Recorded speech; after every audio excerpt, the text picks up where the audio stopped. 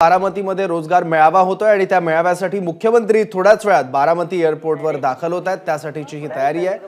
Protocol सगळा पाळला जातोय आणि काही क्षणातच मुख्यमंत्री एकनाथ शिंदे येथे पोहोचणार आहेत।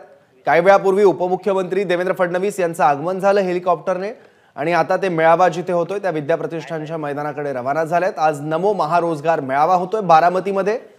या मेळाव्याच्या निमित्तानं शरद पवार, सुप्रिया सुळे, सुनेत्रा पवार, अजित पवार हे पवार कुटुंबीय सुद्धा एकाच मंचावर दिसणार आहेत।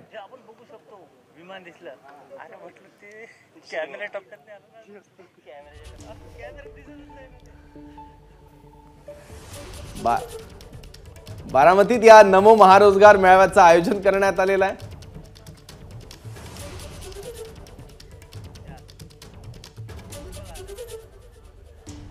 काही वेळापूर्वी उपमुख्यमंत्री देवेंद्र फडणवीस यांचं आगमन तिथे झालं आणि आता प्रतीक्षा केली जाते आहे मुख्यमंत्री एकनाथ शिंदे यांची। 11 वाजताची वेळ या कार्यक्रमासाठी निश्चित झालेली होती, पण आता जवळपास 12 वाजता आहेत तरी मुख्यमंत्र्यांचं आगमन मात्र झालेलं नाहीये। कोकणात आज एका यात्रेनिमित्त मुख्यमंत्र्यांची उपस्थिती तिथे होती आणि तिथे मुख्यमंत्र्यांनी संबोधित सुद्धा केलं, त्यामुळे मुख्यमंत्र्यांना उशीर होत असल्याचं कळतंय। आपण आणखी माहिती घेऊयात आपले प्रतिनिधी जयदीप भगतकडनं। जयदीप, सौरभ, आता काही वेळापूर्वी उपमुख्यमंत्री देवेंद्र फडणवीस यांचं बारामती विमानतळावर आगमन झालेलं आहे आणि आपण दृश्यांच्या माध्यमातून बघू शकतो एकनाथ शिंदे यांचं विमान देखील या ठिकाणी लँड झालेलं आपल्याला पाहायला मिळते। उपमुख्यमंत्री देवेंद्र फडणवीस आणि उपमुख्यमंत्री अजित पवार हे वेटिंग रूम मध्ये आहेत, ते वाट पाहत आहेत आणि हे तिघं एकत्रित जे आहेत ते मंचावरती जातील। खरं तर गेल्या काही दिवसापासून हे 11:15 वाजता येणं अपेक्षित होतं, जवळपास त्यांना यायला 1 तास इतका उशीर झालेला आहे। शरद पवार या कार्यक्रमाला नमरोजगार मेळाव्याच्या माध्यमातून मुख्यमंत्री, दोन्ही उपमुख्यमंत्री शरद पवार किंवा सुप्रिया सुळे असतील ते जे आहेत ते कार्यक्रमाच्या ठिकाणी येणार होते आणि आता या ठिकाणी जो आहे तो खरं तर शरद पवार जे आहेत ते वाट पाहत आहेत मान्यवरांची। आता काही वेळापूर्वी देवेंद्र फडणवीस हे या ठिकाणी बारामती विमानतळावरती आले आणि आता एकनाथ शिंदे या ठिकाणी आल्याचं विमान आपल्याला पाहायला मिळतंय। खरं तर 11:15 वाजता हे येणं या ठिकाणी अपेक्षित होतं सगळे मान्यवर, मात्र मुख्यमंत्र्यांचा कोकणात कार्यक्रम असल्यानं त्यांना यायला उशीर झालेला आहे। जवळपास या कार्यक्रमाला 1 तास ते 1.5 तासाचा उशीर होताना आपल्याला पाहायला मिळतोय।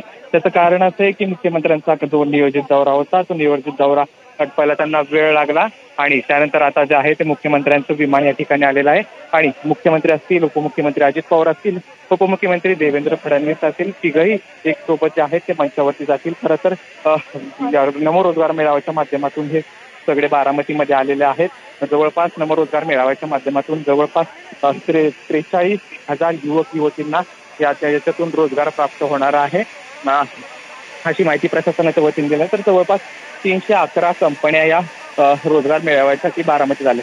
हा जो मेळावा आजचा होतोय तो बारामती लोकसभा मतदारसंघाच्या दृष्टीनं फार महत्वाचा आहे, कारण बारामती लोकसभा मतदारसंघातून खासदार सुप्रिया सुळे यांच्या विरोधात सुनेत्रा पवार लढणार असल्याची चर्चा गेल्या काही दिवसांना जोर धरत असताना या ठिकाणी जो आहे ते हा मेळावा पार पडतो। पण असं जरी असलं तरी हा वेगळाच जो मेळावा आहे तो वेगळ्या कारणानं चर्चेत राहिला। त्याचं कारण असे या रोजगार मेळाव्याचं आमंत्रण जे आहे ते या कार्यक्रमाच्या कार्यक्रम पत्रिकेत शरद पवारांचं नाव वगळण्यात आलं होतं। त्यानंतर सुप्रिया सुळेंनी टीका केली आणि त्यानंतर प्रशासन जागे झालं आणि शरद पवारांचं नाव या मेळाव्याच्या कार्यक्रम पत्रिकेत टाकण्यात आलं। खरं तर मुख्यमंत्री आणि उपमुख्यमंत्री यांच्या उपस्थितीत रोजगार मेळाव्याचं उद्घाटन तर होतच आहे, पण त्यासोबत बारामती तालुक्यातील भराणपूर येथील पोलीस उपमुख्यालय असेल, पोलीस वसाहत असेल किंवा बारामती बस स्थानकाचं उद्घाटन जे आहे ते यांच्या हस्ते ऑनलाईन पद्धतीने होईल।